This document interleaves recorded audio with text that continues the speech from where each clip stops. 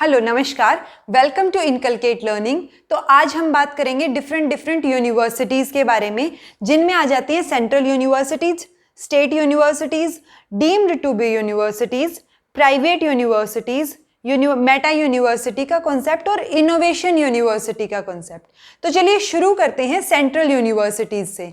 अगर मैं present data की बात करूं, यानी कि 31/3/2021 तक जो है वो टोटल नंबर ऑफ यूनिवर्सिटीज़ हैं 979 according to the list of UGC. अब 54 सेंट्रल यूनिवर्सिटीज़ हैं, 425 state universities, 125 deemed to be universities और 375 प्राइवेट यूनिवर्सिटीज़। अब हमें इनके बारे में डिटेल पता होनी चाहिए, एटलीस्ट मोटी मोटी मेन इन्फॉर्मेशन हमें पता होनी चाहिए कि इनके अंडर क्या क्या होता है और कैसे कोई यूनिवर्सिटी सेंट्रल या स्टेट या डीम्ड टू बी कहलाती है। तो पहले शुरू करते हैं सेंट्रल यूनिवर्सिटीज़ से। सेंट्रल यूनिवर्सिटीज़ वो यूनिवर्सिटीज़ होती हैं जो कि एक्ट ऑफ पार्लियामेंट के द्वारा बनती हैं। ये हम पहले भी एक बार बात कर चुके हैं कि जो बॉडी जो है, इंस्टीट्यूशनल बॉडी हो या कोई भी बॉडी हो, जो एक्ट ऑफ पार्लियामेंट यानी एक्ट से बनेगी तो वो क्या होगी, स्टैट्यूटरी बॉडी। जो ऑलरेडी ओरिजिनली कॉन्स्टिट्यूशन में जिसकी फाउंडेशन है वो होगी कॉन्स्टिट्यूशनल बॉडी। जो एक्स्ट्रा बाद में बनाई गई है, लेकिन बाद में एक्स्ट्रा कॉन्स्टिट्यूशनल, नॉन कॉन्स्टिट्यूशनल, तो ऐसे डिफरेंट टाइप की बॉडीज होती हैं, लेकिन जो एक्ट से इस्टेब्लिश हो उसको हम स्टैट्यूटरी बॉडी बोलते हैं। अब जो सेंट्रल यूनिवर्सिटीज़ हैं उनको रिकग्निशन कौन देता है, यूजीसी। और यूजीसी के पास ये जो रिकग्निशन की पावर है, चाहे वो स्टेट यूनिवर्सिटीज़ हो, डीम्ड टू बी, जैसे ये नंबर हमने देखा तो ये नंबर यूजीसी ने दिया है कि यूजीसी रिकग्नाइज कर रही है इन यूनिवर्सिटीज़ को। अब ये रिकग्नाइजेशन की पावर जो है वो यूजीसी के पास कहाँ से आती है, यूजीसी एक्ट 1956 से जो है यूजीसी ये पावर गेन करता है कि वो यूनिवर्सिटीज़ को रिकग्नाइज करे। उसके बाद जो है सेंट्रल यूनिवर्सिटीज़ की जब हम बात करते हैं तो विजिटर जो है वो प्रेसिडेंट ऑफ इंडिया होता है सभी सेंट्रल यूनिवर्सिटीज़ का। यानी ये जो 54 सेंट्रल यूनिवर्सिटीज़ हैं इंडिया में, इनके जो विजिटर होंगे वो प्रेसिडेंट ऑफ इंडिया होंगे। अब जो ये विजिटर हैं ये फिर किसी को चांसलर अपॉइंट करेंगे। अब चांसलर जो है, एक एक्सेप्शन इसमें है कि प्रेसिडेंट ऑफ इंडिया जो है वो जो वेस्ट बंगाल की सेंट्रल यूनिवर्सिटी है, जिसको या तो शांति निकेतन भी बोल देते हैं, या फिर विश्व भारती यूनिवर्सिटी जो है, उसके चांसलर जो है वो प्रेसिडेंट ऑफ इंडिया किसको अपॉइंट करेंगे, प्राइम मिनिस्टर को। लेकिन अपॉइंटमेंट जो है वो प्रेसिडेंट के द्वारा ही होगी।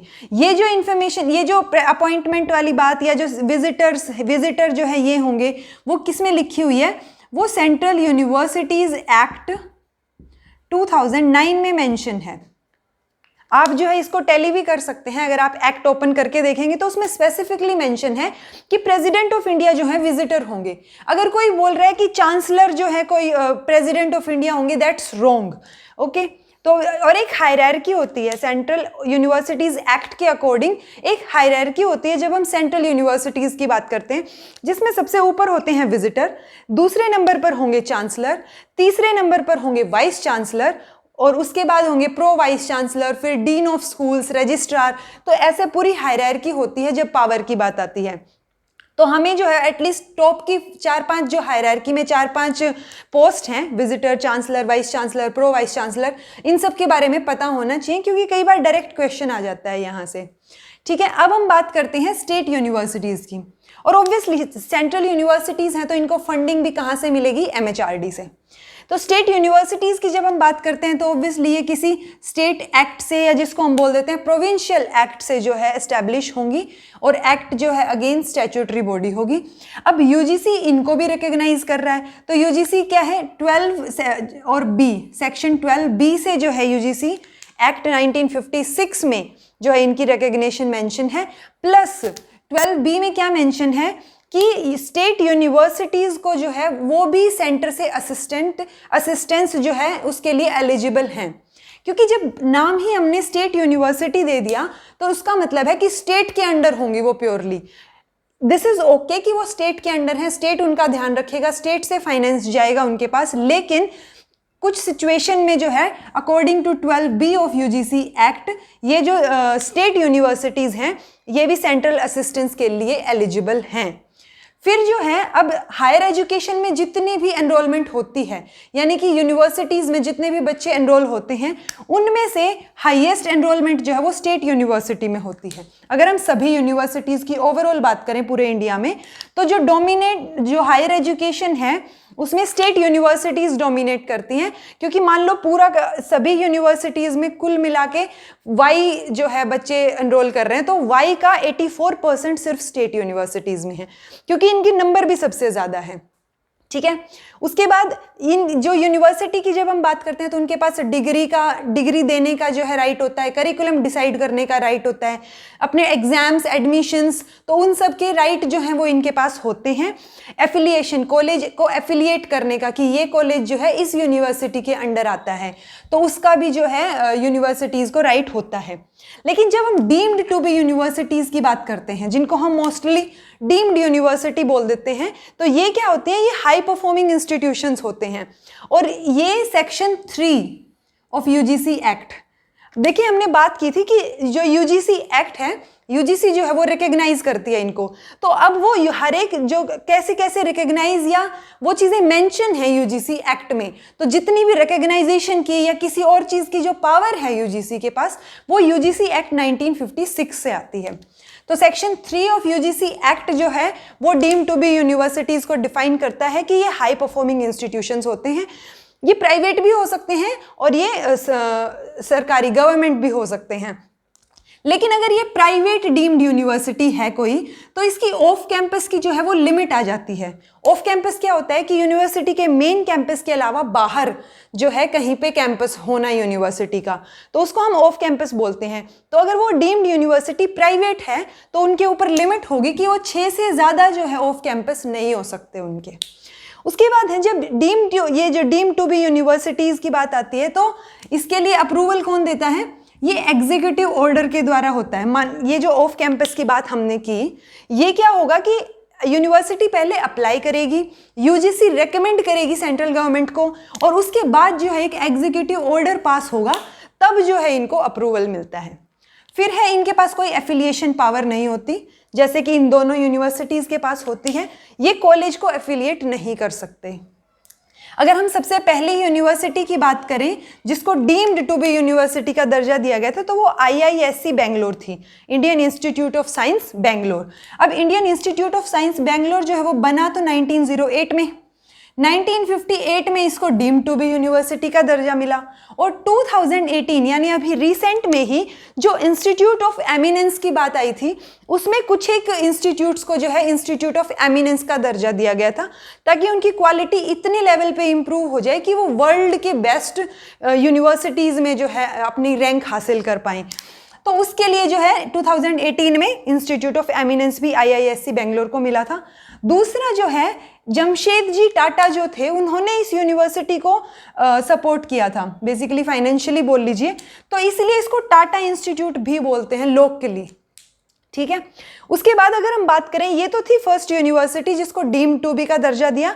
दूसरा जो है फर्स्ट प्राइवेट इंस्टीट्यूशन क्या था जिसको 1976 में जो है डीम टू बी यूनिवर्सिटी का दर्जा मिला, वो था Manipal academy of higher education, Mahe, Gangtok में है ये। तो ये फर्स्ट प्राइवेट इंस्टीट्यूशन है जिसको 1976 में डीम्ड टू बी यूनिवर्सिटी का दर्जा जो है दिया गया था। तो ये सब था हमारा डीम्ड टू बी यूनिवर्सिटी। उसके बाद आते हैं हम प्राइवेट यूनिवर्सिटीज़ के ऊपर। तो प्राइवेट यूनिवर्सिटीज़ जो हैं वो कहाँ से एस्टेब्लिश होती हैं, सोसाइटीज़ और रजिस्ट्रेशन एक्ट, या फिर जैसे कि कंपनीज एक्ट है 1956 का, तो जो उस स्टेट में, मान लीजिए किसी स्टेट में कोई प्राइवेट यूनिवर्सिटी है, तो उस स्टेट में कोई या तो पर्टिकुलर लॉ होगा, लेकिन अगर उस स्टेट में कोई पर्टिकुलर लॉ नहीं है तो इनमें से किसी में भी जो है उसका रजिस्ट्रेशन होना ज़रूरी है, तभी वो जो है प्राइवेट यूनिवर्सिटी मानी जाएगी। अब यूजीसी जो है वो इसको भी रिकग्नाइज करता है, तो under section 22 of UGC act ये जो है इसको प्राइवेट यूनिवर्सिटीज़ आती हैं। दूसरा जो है डिग्रीज ये दे सकती हैं, लेकिन एफिलिएशन पावर इनके पास भी नहीं होती। यानी कि प्राइवेट यूनिवर्सिटी होगी वो भी सिर्फ अपना कैंपस होगा, उसके अलावा ना तो किसी कॉलेज को एफिलिएट कर सकती। और जब ऑफ कैंपस की बात आती है ना, ऑफ कैंपस अलग से सेंटर खोलना, तो इसमें यूजीसी रेगुलेशंस 2003 जो हैं प्राइवेट यूनिवर्सिटीज़ को रेगुलेट करने के लिए जो रेगुलेशंस हैं यूजीसी की, उनमें ये साफ साफ मेंशन है कि ऑफ कैंपस के लिए प्राइवेट यूनिवर्सिटी को अप्लाई करना पड़ेगा यूजीसी के पास। वो जो है उस चीज़ का जवाब देते हुए बताएंगे, लेकिन आज तक किसी भी प्राइवेट यूनिवर्सिटी के कोई भी ऑफ कैंपस को जो है वो मंजूरी नहीं मिली है, यानी अभी तक किसी भी प्राइवेट यूनिवर्सिटी का ऑफ कैंपस प्रेजेंट नहीं है। कुछ एक यूनिवर्सिटीज़ हैं जो अपने ऑफ कैंपस चलाती हैं, लेकिन वो लीगली राइट नहीं है।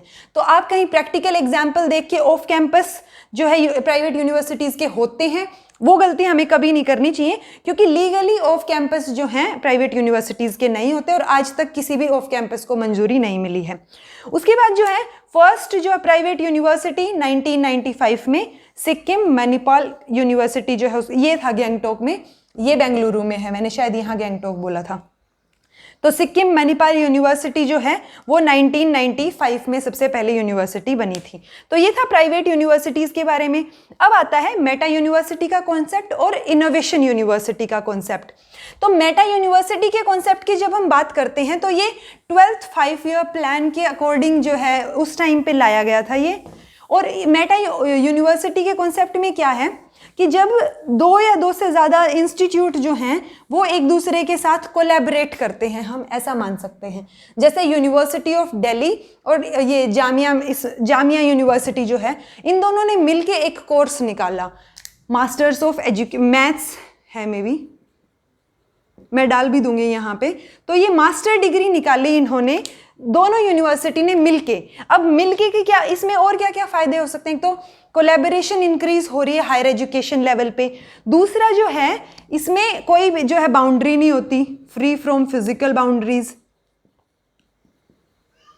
और अब किसी ने इस फिजिकल बाउंड्रीज अगर इस कोर्स में कोई एडमिशन लेता है, यानी कोई मेटा यूनिवर्सिटी के कॉन्सेप्ट के अंडर किसी कोर्स में अगर हम एडमिशन लेते हैं, तो फिर जो दो यूनिवर्सिटीज़ ने मिलके वो कोर्स निकाला है, जो कोर्स, उसके अकॉर्डिंग क्या होगा कि आप दोनों यूनिवर्सिटीज़ की लाइब्रेरी की एक्सेस होगी आपके पास, आप दोनों यूनिवर्सिटीज़ में जो है जा सकते हो। तो इसलिए ये क्या मेटा यूनिवर्सिटी का कॉन्सेप्ट जो है वो अभी रिसेंट ही था 12th 5-year प्लान के दौरान। अब लेकिन ये ओरिजिनल हमारा नहीं है, ओरिजिनली जो है ये आइडिया कहाँ से था? Massachusetts institute of technology Cambridge USA. तो ये यहाँ से शुरू हुआ। अगर कोई पूछता है या किसी क्वेश्चन में आता है और अगर ये ऑप्शन में है कि मेटा यूनिवर्सिटी कॉन्सेप्ट जो है वो कहाँ से आया, तो वो यहाँ से आया सबसे पहले। उसके बाद इंडिया ने इसको जो है अप्लाई किया। अब एक और कॉन्सेप्ट आ जाता है इनोवेशन यूनिवर्सिटी का, वो भी जो है 11th 5-year प्लान से जो है उस इनोवेशन यूनिवर्सिटी के कॉन्सेप्ट की हम बात करते हैं। अब इनोवेशन यूनिवर्सिटी जो है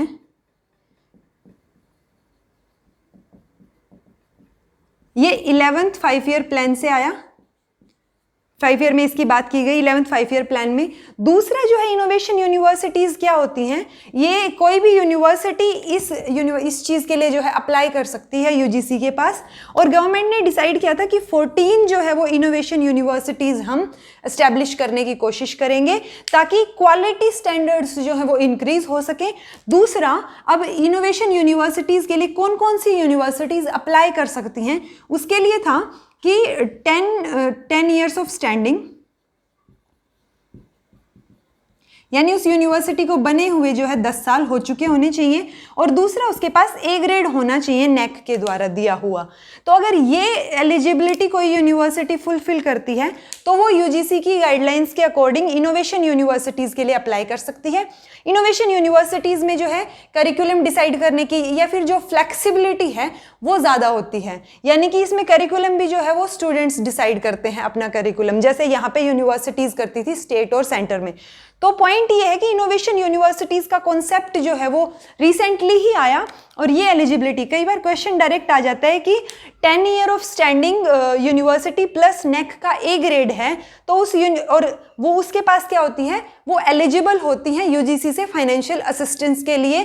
किस काम के लिए फाइनेंशियल असिस्टेंस मिलेगी उनको, या तो इनोवेटिव प्रोग्राम्स चलाने के लिए या फिर जो है कुछ क्रिएटिव आइडियाज़ के लिए। तो उस बेसिस पे यूजीसी डिसाइड करेगा कि किसी यूनिवर्सिटी को इनोवेशन यूनिवर्सिटी का दर्जा देना है या नहीं। So this was all about our categorization of university. I hope आपके लिए ये इन्फॉर्मेशन जो है हेल्पफुल रही हो। अगर आपके लिए ये इन्फॉर्मेशन हेल्पफुल रही तो लाइक कीजिए, शेयर कीजिए और सब्सक्राइब कीजिए इनकलकेट लर्निंग को। Thank you so much for watching.